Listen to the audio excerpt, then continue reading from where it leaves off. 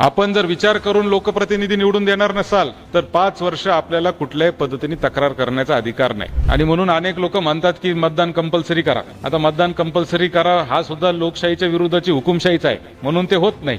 कारण कुठलीही गोष्ट कंपल्सरी करायची नाही असं लोकशाहीमध्ये सांगितलेलं आहे। लोकांना पाहिजे तसं झालं पाहिजे हे लोकशाहीमध्ये सांगितलेलं आहे, परंतु लोक मतदानालाच जात नाही। 60% मतदान सरासरी होतं आपलं लोकसभेला, 55च होतं, 55 ते 60 ते 65% मतदान होतं विधानसभेला। नगरपालिका जिल्हा परिषदांना साधारणतः 80-85% पर्यंत मतदान जातं।